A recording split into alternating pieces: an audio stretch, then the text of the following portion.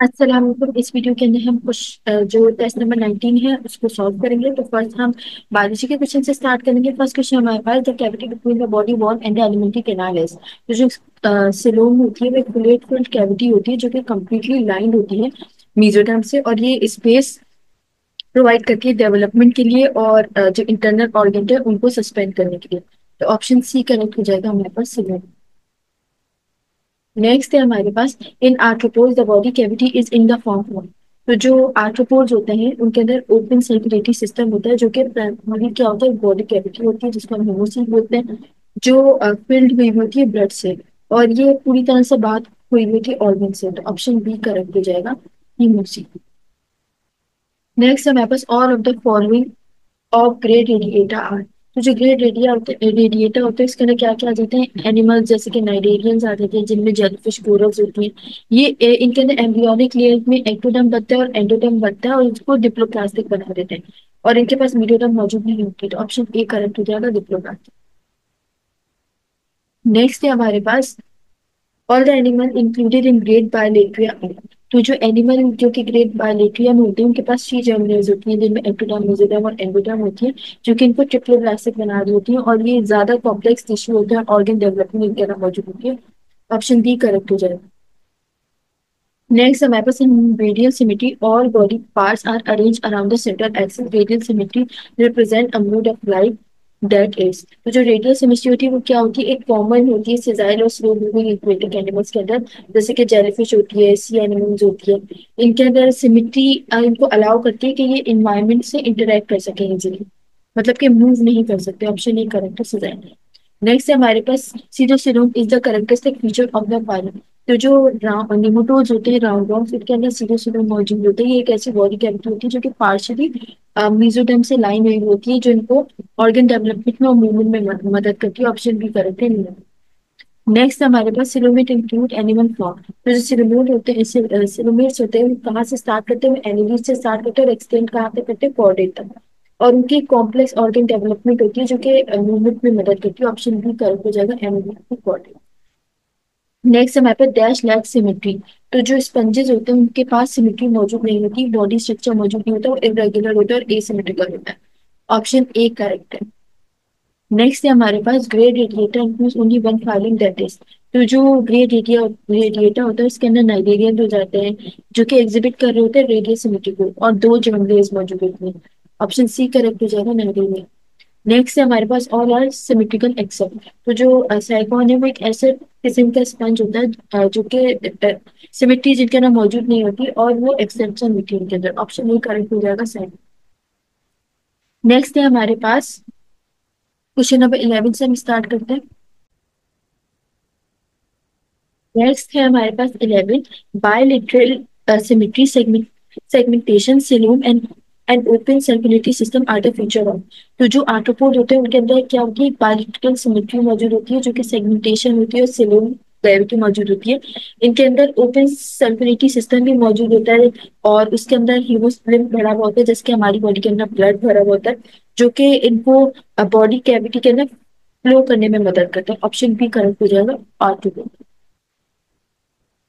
Next है हमारे पास, which of the following are pseudocoelomate. तो जो एस्केलमेंट्स होते हैं जिनमें निमाटोड और राउंडवॉर्म्स होते हैं, उन वो क्या होते हैं, सीरोसिलोम होते हैं, यानी कि उनकी जो बॉडी कैविटी होती है वो पार्शियली लाइन होती है म्यूजिलेट से। ऑप्शन डी करेक्ट हो जाएगा, एस्केलमेंट्स। नेक्स्ट है हमारे पास, a fluid filled cavity that is mesodermal in origin but absent in nematodes is. जो निमाटोड होते हैं उनके पास सिलोम नहीं होता, बॉडी कैविटी मौजूद नहीं होती, और सीरोसिलोम जो होता है वो उनको टाइटली लाइन कर रहा होता है मेसोडर्म से। ऑप्शन ए करेक्ट हो जाएगा, सिलोम। नेक्स्ट हमारे पास, everything is true about the coelom except. तो जो सिलोम होता है वो मेसोडर्म लाइन कैविटी होता है जिसको जो बाउंड नहीं हो रहा होता है इंटरनली, और क्यूटिकल ऑफ इंटेस्टाइन से वो नहीं जुड़ा हुआ था। ऑप्शन डी करेक्ट हो जाएगा, bound internally cuticle of intestine. Next हमारे पास, ए सिलोमेस डू नॉट लैक। तो जो ए सिलोमेट होते हैं जैसे कि फ्लैट फॉर्म, उनके पास बॉडी कैविटी नहीं होती, और जब मेसोडर्म होते हैं वो क्या होते हैं, वो सॉलिड टिश्यू बनाते हैं। ऑप्शन बी करेक्ट हो जाएगा, मेसोडर्म। नेक्स्ट हमारे पास इन सिरोमेर the gut is line externally line.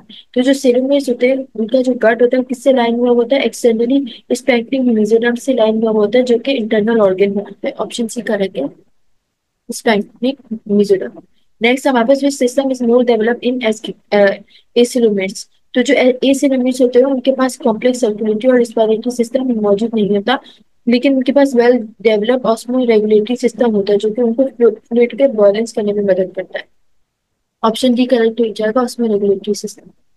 Next हमारे पास spiral and determinate type cleavage is presented. तो जो पेटोस्टोम्स होते हैं जिनमें नेमेटोड्स आ जाते हैं, पिनवर्म्स है, इनके पास क्या होता है, स्पाइरल और हम कह सकते हैं डिटर्मिनेट क्लीवेज मौजूद होता है, जो कि अर्ली एम्ब्रियोनिक डेवलपमेंट में मदद करता है। ऑप्शन ए करेक्ट हो जाएगा, पिनवर्म।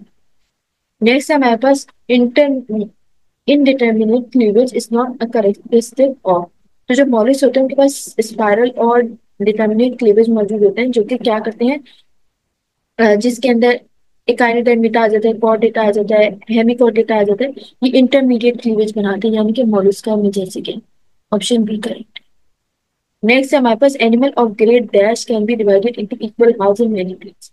तो जो एनिमल ग्रेट रेडिएटर के होते हैं वो जैसे कि नाइटेरियंस हो गए, इनके पास रेडियसिटी होती है और हम इनको डिवाइड कर सकते हैं इक्वल हाउस में, मल्टीपल प्लेन्स में। ऑप्शन सी करेक्ट हो जाएगा, रेडिएटर। नेक्स्ट हमारे पास dash cell of cnidarians give rise to new individual. तो जो नाइटेरियंस होते हैं जैसे कि एक्टोडर्म सेल है, ये डिफरेंशिएट होते हैं मुख्तलिफ स्ट्रक्चर में और रिप्रोडक्टिव और सेंसरी सेल बनाते हैं, यानी क्वेश्चन करेक्ट हो गया, एक्टोडर्म। नेक्स्ट है हमारे पास the animal which has a false coelomes. तो जो हुकवॉर्म्स होते हैं अ, उनके पास सिलोमेट मौजूद होते हैं, जिनका मतलब होता है उनके पास बॉडी कैविटी है और वो फुली ब्लाइंड है मेसोडर्म से। ऑप्शन सी करेक्ट हो जाएगा। नेक्स्ट है हमारे पास एन एसिलोमेट एस। तो जो प्लेटफॉर्म्स जिनमें प्लेटिन मिंटेस हो जाते हैं उनके पास सिलोम मौजूद नहीं होता और सॉलिड बॉडी स्ट्रक्चर मौजूद होता है। ऑप्शन ए करेक्ट हो जाएगा। नेक्स्ट है हमारे पास स्पंजेस है special mobile cell code.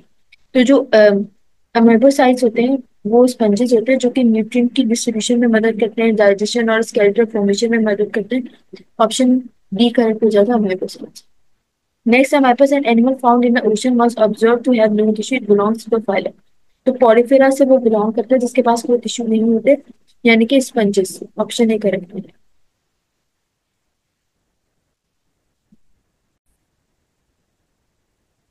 Physics, the first question in my class, a state function is a macroscopic property that depends upon the initial and final state but not on the part of chemical reaction. तो जो state function होता है जैसे कि internal energy है वो किस पर डिपेंड करती है, सिर्फ इनिशियल और फाइनल स्टेट पर डिपेंड करती है, उसका जो प्रोसेस होता है उस पर डिपेंड नहीं करती। तो ऑप्शन बी हमारा करेक्ट हो जाएगा। नेक्स्ट हमारे पास है chemical reaction if products are less stable then reactant है। मतलब कि प्रोडक्ट जो है वो कम स्टेबल है रिएक्टेंट से, और जो एनर्जी जिसकी जरूरत है, जिसके जरिए वो बन रहा है, वो क्या होगी, एंडोथर्मिक होगी, यानी कि पॉजिटिव होगी, डेल्टा एच पॉजिटिव में आएगा। ऑप्शन ए करेक्ट हो जाएगा, एंडोथर्मिक में पॉजिटिव होती है। नेक्स्ट हमारे पास है standard condition 25 degree centigrade M 180 M the enthalpy value of an element is. तो जो बाय डेफिनेशन हम लगाएं तो जो स्टैंडर्ड एंथैल्पी होती है, एंथैल्पी ऑफ फॉर्मेशन होती है एलिमेंट की, स्टैंडर्ड स्टेट में क्या होती है, हमेशा जीरो होती है। ऑप्शन ए करेक्ट हो जाएगा। नेक्स्ट हमारे पास a well stoppered thermos flask containing some ice cubes is an example। तो जो आपके क्या है, थर्मस फ्लास्क है, तो ना हीट अंदर जा सकती है ना बाहर आ सकती है, तो आइसोलेटेड सिस्टम है वो, क्योंकि हीट का किसी किस्म का कोई एक्सचेंज नहीं हो रहा सराउंडिंग से सिस्टम में। ऑप्शन बी करेक्ट हो जाए। नेक्स्ट हमारे पास the enthalpy change for exothermic and endothermic reaction. तो जो एक्सोथर्मिक रिएक्शन होता है वो रिलीज करता है हीट को, तो डेल्टा एच उसका नेगेटिव होता है, और जो एंडोथर्मिक रिएक्शन होता है वो एब्जॉर्ब करता है हीट को, तो डेल्टा एच पॉजिटिव होता है। ऑप्शन सी करेक्ट हो जाएगा, नेगेटिव पॉजिटिव। नेक्स्ट है हमारे पास in chemical reaction the energy is absorbed और release in the form of. तो जो केमिकल रिएक्शन होता है वो टिपिकली क्या करता है, उसके अंदर हीट ट्रांसफर हो रही होती है, मतलब कि मेजर होती है कि इंथैल्पी का चेंज। ऑप्शन सी करेक्ट हो जाएगा, हीट। नेक्स्ट हमारे पास the entropy change for an adiabatic reversible processes. तो जो रिवर्सिबल एडियाबैटिक प्रोसेस होता है उसके अंदर हीट का कोई एक्सचेंज नहीं हो रहा होता, और एंट्रोपी ऑफ सिस्टम क्या होती है, अनचेंज रहती है। ऑप्शन बी करेक्ट हो जाएगा, जीरो। नेक्स्ट है हमारे पास द रिएक्शन सी ए ओ यानी कि कैल्शियम ऑक्साइड और वाटर जब मिलते हैं तो कैल्शियम कैल्शियम OH बनाते हैं। उसके अलावा स्पॉन्टेनियस होता है, खुद ब खुद होता है 25 डिग्री सेंटीग्रेड की हीट उसकी जरूरत होती है for a reaction to become spontaneous at high temperature. तो जो रिएक्शन है स्पॉन्टेनियस उसकी जो डेल्टा जी है वो किसके इक्वल है, डेल्टा एच और T del minus T delta S के।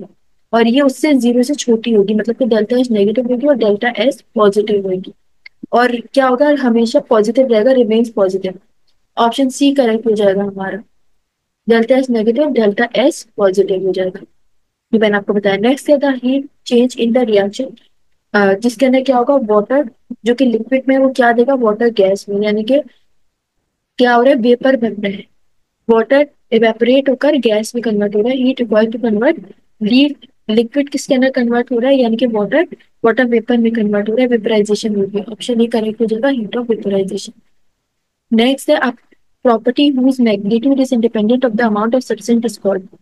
तो जो इंटेंसिव प्रॉपर्टी होती है जिसमें टेम्परेचर हो गया, डेंसिटी हो गया, ये डिपेंड नहीं करती है amount of substance. Amount of substance कुछ भी हो, जो उसकी प्रॉपर्टी है वो सेम रहेगी। तो ऑप्शन बी करेक्ट हो जाएगा, इंटेंसिव प्रॉपर्टी।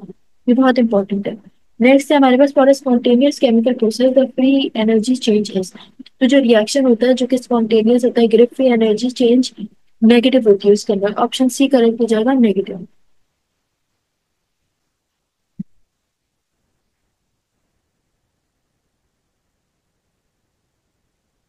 उसके अंदर गिवन नहीं है, तो ये एक एक्सटेंसिव प्रॉपर्टी है। नेक्स्ट हमारे पास chemical reaction will be spontaneous if it is accompanied by a decrease in. तो जो स्पॉन्टेनियस रिएक्शन होता है उसके अंदर फ्री एनर्जी का डिक्रीज होता है, यानी कि ग्रिप फ्री एनर्जी लेस होती है जीरो से। ऑप्शन डी करेक्ट हो जाएगा हमारे पास, free energy of the system. Option D correct है। नेक्स्ट हमारे पास when water is added to quick lime, यानी कि calcium oxide, the reaction is, reaction क्या होगा, एक्सोथर्मिक होएगा, क्योंकि हीट जो होगी वो सिस्टम से सराउंडिंग में जा रही होगी। ऑप्शन बी करेक्ट है, एक्सोथर्मिक। नेक्स्ट हमारे पास the potential energy of the system includes. तो जो पोटेंशियल एनर्जी होती है वो डिपेंड करती है बॉन्ड्स पर। इसके अंदर कोवलेंट बॉन्ड भी आ जाते हैं, इंटर मॉलिक्यूलर फोर्सेस भी आ जाती हैं। तो दोनों ऑप्शन करेक्ट हो जाएंगे हमारे पास, यानी कि ऑप्शन डी सही हो जाएगा। ए भी करेक्ट है, all the types of bonds, और बी भी करेक्ट है, ओनली कोवलेंट बॉन्ड्स, दोनों बॉन्ड्स करेक्ट है। नेक्स्ट है हमारे पास थर्मोकेमिस्ट्री प्रोवाइड्स इंफॉर्मेशन अबाउट।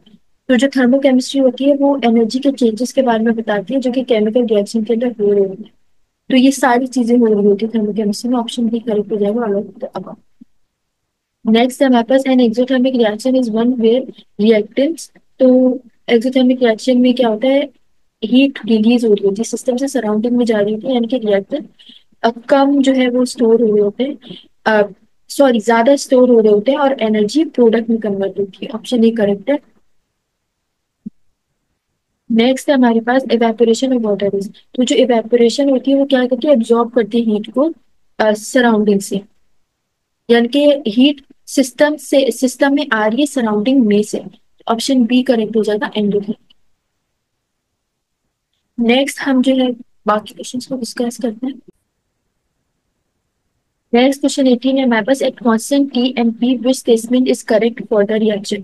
तो जो रिएक्शन जिसमें इन्वॉल्व होते हैं डेल्टा एच और डेल्टा ई, ये क्या करते हैं, ये डिफर करा रहे होते हैं प्रेशर वॉल्यूम के वर्क को, यानी कि गैस मॉलिक्यूल कम होते हैं, वर्क डन सिस्टम पर हो रहा होता है, ऑन द सिस्टम होता है, और डेल्टा एच कम हो जाता है डेल्टा ई से। ऑप्शन ए करेक्ट हो जाएगा, यानी कि डेल्टा एच कम है डेल्टा ई से। नेक्स्ट है हमारे पास, which statement about internal energy is incorrect. तो जो हमारे पास इक्वल होती है, मतलब कि जो हम इसको डाइन या न्यूटन के अंदर एक्सप्रेस कर रहे होते हैं इंटरनल एनर्जी को, ये गलत है। ये हमारा ऑप्शन सी करेक्ट हो जाएगा। अब हम क्वेश्चन नंबर 20 से स्टार्ट करते हैं। Next हमारे पास, if a system goes from state A to B with an energy change of 40 kilojoule and returns to A by an irreversible path, the net internal energy change is। तो जो internal energy ये होती है वो क्या है कि state function है, क्योंकि चेंज पर वो डिपेंड जो है, चेंज पर मतलब कि जो इनिशियल और फाइनल स्टेट है उस पर, वो सिर्फ उसी पर डिपेंड करती है। वो जो सिस्टम रिटर्न है ए टू बी, वो चाहे जीरो भी हो या उस पर डिपेंड नहीं करती, यानी कि इंटरनल एनर्जी जीरो होती है स्टेट फंक्शन में। ऑप्शन डी करेक्ट हो जाएगा, जीरो। नेक्स्ट है हमारे पास the in a reversible isothermal process the change in internal energies. तो जो आइसोथर्मिक प्रोसेस होता है उसके अंदर टेम्परेचर कांस्टेंट होता है, मतलब कि जो इंटरनल एनर्जी होती है वो अनचेंज रहती है, वो उसमें कोई फर्क नहीं आता। और जो एनर्जी जो ट्रांसफर हो रही होती है वर्क से वो हीट में कन्वर्ट हो जाती है। ऑप्शन ए करेक्ट है, 0। नेक्स्ट है हमारे पास the thermochemistry is the study of relationship between heat and. तो थर्मोकेमिस्ट्री किस पे डील करती है? हीट एनर्जी के चेंज पर और केमिकल रिएक्शन पर डिपेंड करती है। ऑप्शन बी करेक्ट हो जाएगा, केमिकल एनर्जी। नेक्स्ट हमारे पास what apparatus is generally used to measure heat changes। तो जो कैलोरीमीटर होता है वो मेजर करने में मदद करता है हीट के ट्रांसफर को केमिकल में और फिजिकल प्रोसेस में। ऑप्शन बी करेक्ट हो जाएगा, कैलोरीमीटर। नेक्स्ट हमारे पास what is the internal energy of element of 25 degree centigrade and 1 kelvin. तो जो स्टैंडर्ड इंटरनल एनर्जी होती है जिसको हम यू से भी रिप्रेजेंट करते हैं, वो एलिमेंट क्या होती है? सबसे स्टेबल फॉर्म होती है स्टैंडर्ड कंडीशन में, जिसको हम जीरो से रिप्रेजेंट करते हैं। ऑप्शन ए करेक्ट है, एल्गेब्रा।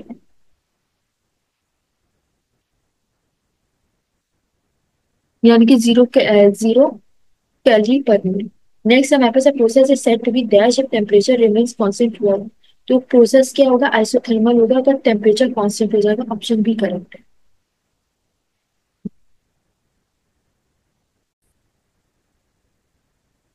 अब हम जो है केमिस्ट्री के क्वेश्चन की तरफ बढ़ते हैं। केमिस्ट्री का फर्स्ट क्वेश्चन है हमारे पास, half life period of a first order reaction is independent of. तो जो अब हम पहले ऑर्डर को देखें तो उसके अंदर हम हाफ लाइफ इस तरह मालूम करेंगे। तो जो हाफ लाइफ होता है फर्स्ट ऑर्डर रिएक्शन का वो हमेशा कांस्टेंट रहता है और वो डिपेंड नहीं करता इनिशियल कंसंट्रेशन ऑफ रिएक्टेंट पे। तो हमारे पास ऑप्शन सी करेक्ट हो जाएगा, initial concentration of the compound. ये आंसर हो जाएगा। नेक्स्ट है हमारे पास, if the rate of decay of a radioactive isotope decreases from 200 CPM to 25 CPM after 24 hours what is its half life. तो जो डीके होता है, जो पैटर्न होता है 200 और फिर 100 टू 50 और 50 टू 25, इसका मतलब क्या होता है कि 3 हाफ लाइफ होती है जो कि पास होती है 24 आवर्स में। इसलिए जो एक हाफ लाइफ होगी वो 8 आवर्स की होगी। ऑप्शन ए करेक्ट हो जाएगा। नेक्स्ट है हमारे पास, the rate of reaction between two specific time interval is called. तो जो एवरेज रेट होता है रिएक्शन का वो क्या बताता है? वो क्या रेफर करता है कि वो चेंज ऑफ कंसंट्रेशन बता रहा होता है स्पेसिफिक टाइम इंटरवल पर। ऑप्शन बी करेक्ट हो जाएगा हमारे पास, average rate of reaction. Next है हमारे पास, in a zero order reaction the rate is independent of. तो जो जीरो ऑर्डर रिएक्शन होता है ये कैसा रिएक्शन होता है जो रिमेन, जिसका ना रेट क्या रहता है? कांस्टेंट रहता है और वो डिपेंड नहीं करता रिएक्टेंट की कॉन्सेंट्रेशन पर। तो ऑप्शन बी हमारा करेक्ट हो जाएगा। नेक्स्ट है हमारे पास, when any wet solution reacts with aluminium in different physical state the most rapid reaction occurs with. तो जो बिल्कुल पाउडर हुआ हुआ एल्यूमिनियम होता है वो उसके पास लार्ज सरफेस एरिया होता है जो कि उसको इंक्रीज कराता है रेट ऑफ रिएक्शन को। ऑप्शन बी हमारा करेक्ट हो जाएगा, एल्यूमिनियम पाउडर। ये पावर नहीं, पाउडर है, स्पेलिंग मिस्टेक। नेक्स्ट है हमारे पास, combustion occur slowly in air but more rapidly in pure oxygen at the same pressure because. क्योंकि जो जितना ज्यादा ऑक्सीजन की कॉन्सेंट्रेशन बढ़ेगी तो नंबर ऑफ मॉलिक्यूलर कोलिजन भी इंक्रीज हो जाएंगे और रिएक्शन क्या हो जाएगा? स्पीड अप हो जाएगा। ऑप्शन ए करेक्ट हो जाएगा। नेक्स्ट है हमारे पास, an equilibrium constant of one for a reaction means that the reaction. तो जो के होता है वो 1 के बराबर होता है और कॉन्सेंट्रेशन ऑफ रिएक्टेंट जो होती है और जो प्रोडक्ट होता है नियरली बिल्कुल बराबर के होते हैं। तो ऑप्शन ए करेक्ट हो जाएगा हमारे। नेक्स्ट हमारे पास, the log of the rate constant of a reaction is. तो अगर हम एरिनस इक्वेशन लगाए तो जो लिगोरिथम होता है, एल्गोरिथम होता है रेट कांस्टेंट का, वो डायरेक्टली किसके रिलेटेड होता है? वो टेम्परेचर के रिलेटेड होता है। डायरेक्टली प्रोपोर्शनल होता है वो टेम्परेचर के। तो इसलिए ऑप्शन ए करेक्ट हो जाएगा हमारे पास, directly proportional to temperature changes.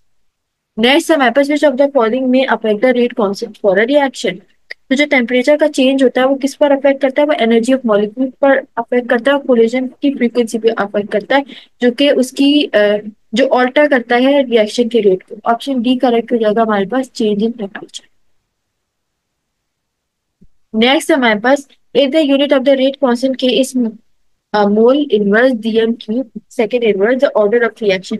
तो जो यूनिट होता है वो क्या बता रहा होता है? वो सेकेंड ऑर्डर रिएक्शन बता रहा होता है। इसका सेकेंड ऑर्डर रिएक्शन बना रहे हैं। ऑप्शन डी करेक्ट हो जाएगा।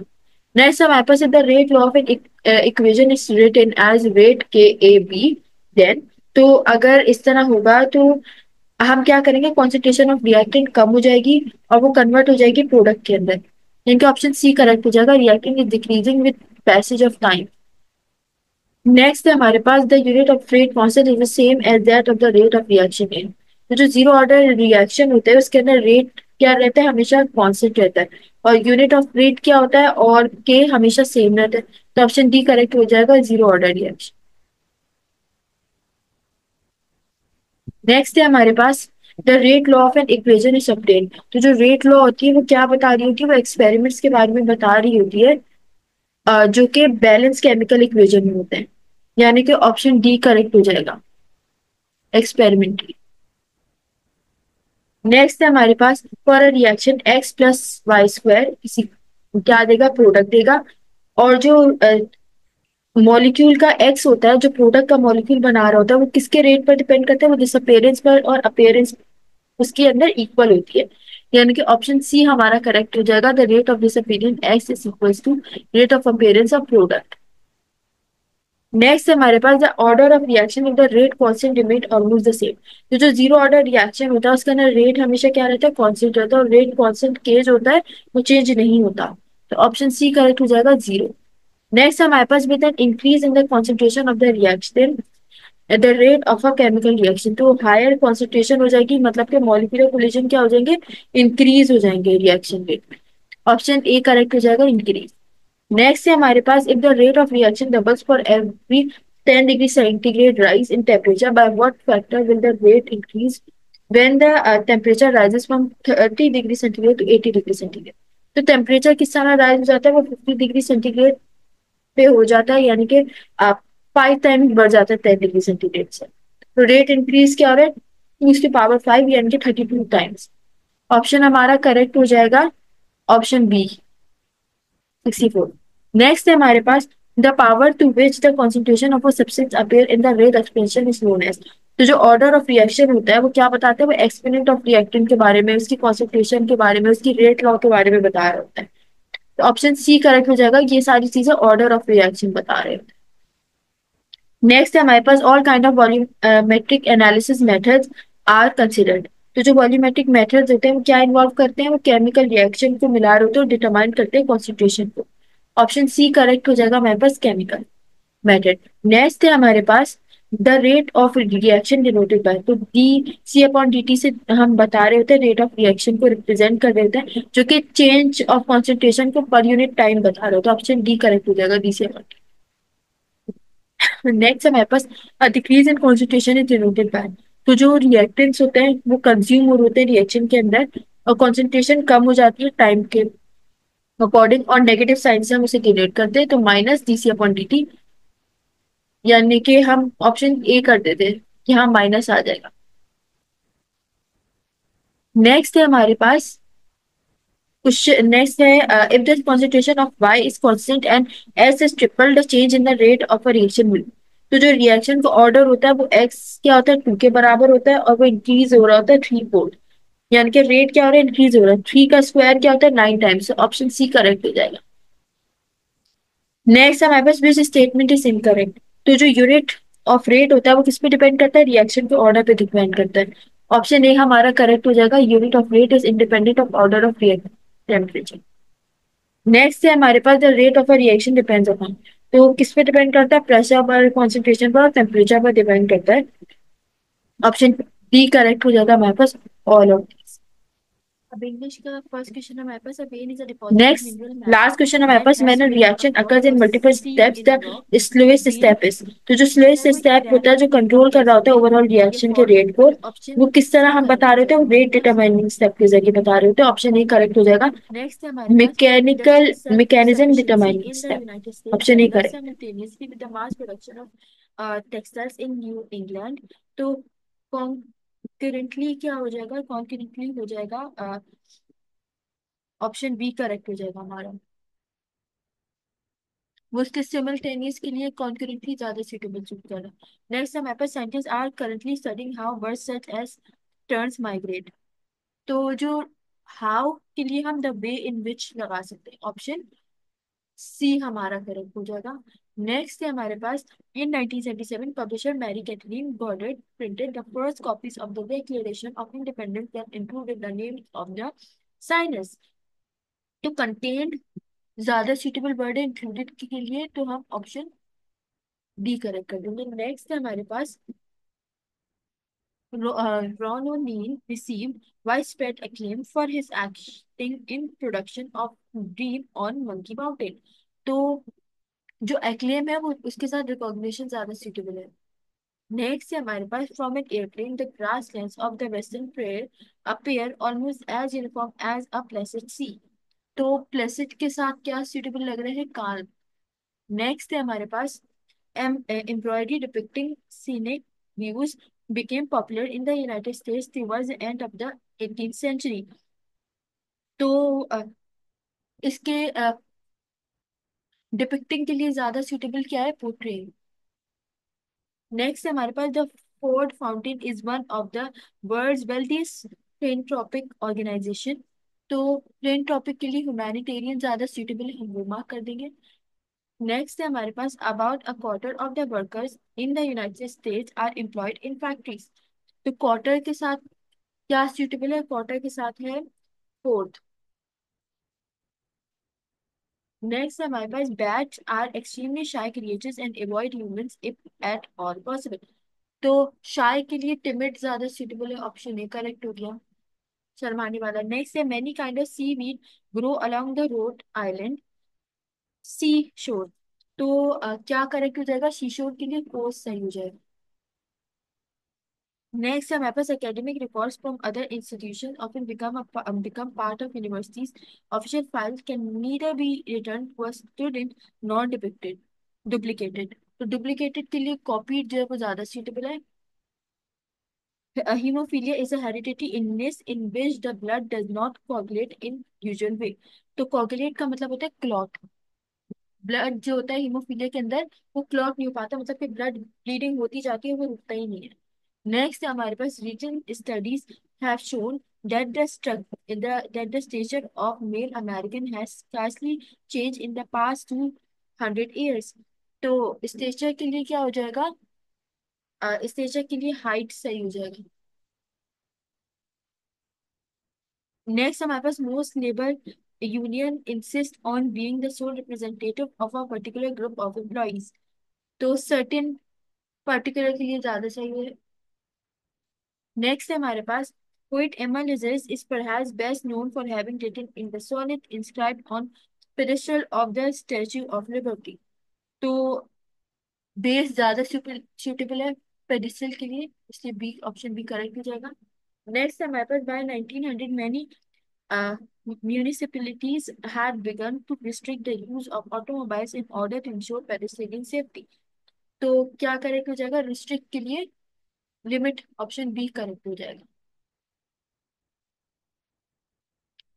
हम टेस्ट को रिमूव कर देते हैं। नेक्स्ट है हमारे पास, with the rise of the theater of the absurd, trends in scenery design have become aesthetic ranging from realism to surrealism।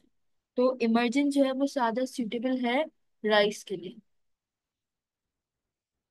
Next है हमारे पास, large areas of Alaskan land demand desolate due to harsh climate. तो barren जो है वो ज्यादा suitable है desolate के लिए, ऑप्शन डी करेक्ट हो जाए। नेक्स्ट हमारे पास, in terms of precipitation 10 inches of snow is the equivalent of an inch of rain। तो क्या हो जाएगा, इक्विवेलेंट के लिए द सेम है ज्यादा करेक्ट है, यानी कि ऑप्शन बी करेक्ट हो जाएगा। नेक्स्ट है, the exploit of the legendary minor John Henry have come to symbolize the memory laborers stand against mechanization। तो स्टैंड अगेंस्ट के लिए defence of, option D correct हो जाएगा। नेक्स्ट है हमारे पास, chalk deposit are formed chiefly from the shell of minute sea animal called foraminifers। तो क्या correct हो जाएगा, माइन्यूट के लिए मेनिस्कल करेक्ट हो जाएगा। नेक्स्ट है हमारे पास, the large tower of the George Washington Bridge were in not encased in masonry but were left exposed to reveal their handsome steel structure। तो क्या हो जाएगा, हैंडसम के लिए गुड लुकिंग। नेक्स्ट हमारे पास, Spring time displays of fruit blossom in the Shenandoah Valley draw thousands of tourists each year. तो draw के लिए क्या हो जाएगा? Attract. Next, hमारे पास the manic and depressive usually fluctuates between great excitement and deep depression. तो fluctuate के लिए क्या करेक्ट हो जाएगा? ऑल्टरनेटिव करेक्ट हो जाएगा। तो जजाकल्ला, हमने इस लेक्चर के अंदर सारी चीजें कवर कर ली हैं। अपने नेक्स्ट वीडियो में 10:20 से स्टार्ट करें।